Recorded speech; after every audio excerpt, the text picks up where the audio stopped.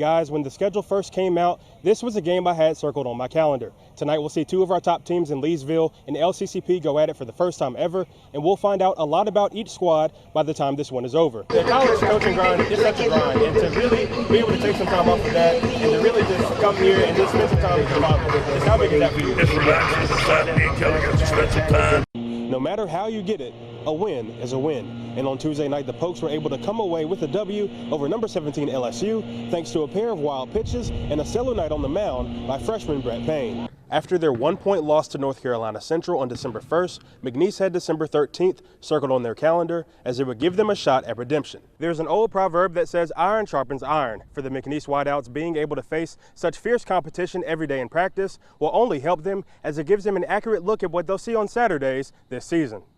Now, it didn't end up being anywhere near the 16-10 outing we saw back in March, but it sure looked like we were headed there. Around this time of year, teams are trying to establish consistency as the conference starts to take shape going into the home stretch of the season. And for the Pokes, it's something they're searching for, as they haven't been able to put together a pair of wins since November. Survive and advance is the name of the game once you make it to the postseason, and thanks to a dominant performance on the mound on Wednesday night by Aiden Anderson, the McNeese Cowboys took Game 1 from Incarnate Word to advance to the winner's bracket here in Sugar Land. This fall, you might catch Eric Renee on the football field as a walk-on linebacker for McNeese. But there's more to this Cowboy than meets the eye. In my freshman year, the bowling team was short on people, and my football coach had asked me to step in, so I've kind of been hooked on it since then. Renee has only been bowling for about 5 years now and has already noticed plenty of growth in just a short period of time. I would say my attitude has gotten a lot better over time, and I'm just a lot more consistent now than I was. Renee was the bowling team captain for his entire career at LaGrange and was named the Lake Area Youth Bowler of the Year in 2018. He recently had the opportunity to compete on a larger stage at the Junior Gold Bowling Championship in Detroit. The training required a lot of long hours, traveling, and patience, because it also put me through a lot of things I haven't been through, like different conditions, I'd say, and it made it a lot harder.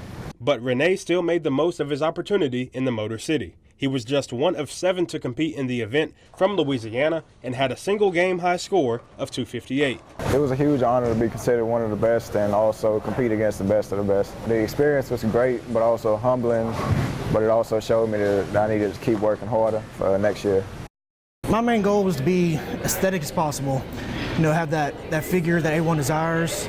The guy you see in front of magazines, that is my number one goal, be in front of a magazine one day. 6 years ago, Sulphur native Wesley Bushnell started his journey as a bodybuilder. The grueling process has taken time, perseverance, and sacrifice, but to Bushnell, it's all been worth it.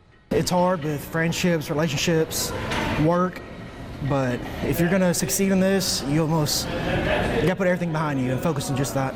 Having that laser focus led to Bushnell doing something that has never been done in Southwest Louisiana. He obtained his International Federation of Bodybuilding Pro card at the National Physique Committee North American Championships in Pittsburgh, becoming the first IFBB Pro from the Lake area. This happened probably a week ago, and it still doesn't seem right. It doesn't seem real yet. You know, it's like a dream.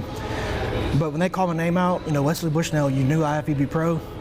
It was emotional. It was really hard to bring together.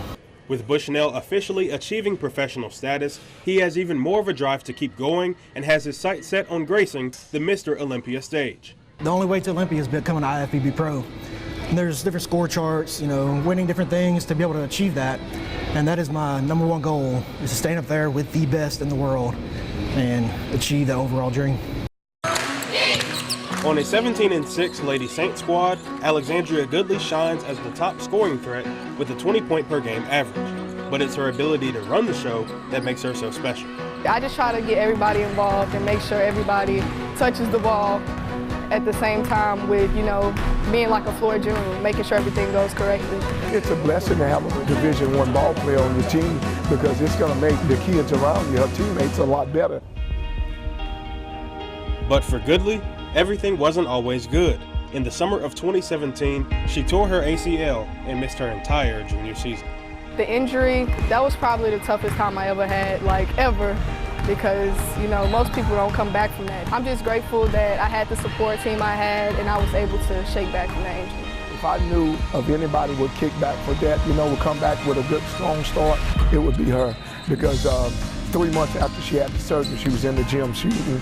And by sitting that year, her junior year, and watching her teammates play, it made her a better ball player because she had the coaching and she was able to see the game from the bench. And throughout that whole process, one thing remained. UL Lafayette never doubted Goodley as she signed in November to continue her basketball career for the Cajuns. Most of the times when something traumatic happens, like an injury like that, an ACL, people just give up, really, because they assume that you're going to give up. So I never gave up, and they never gave up on me. So I'm just thankful that they stayed down for me.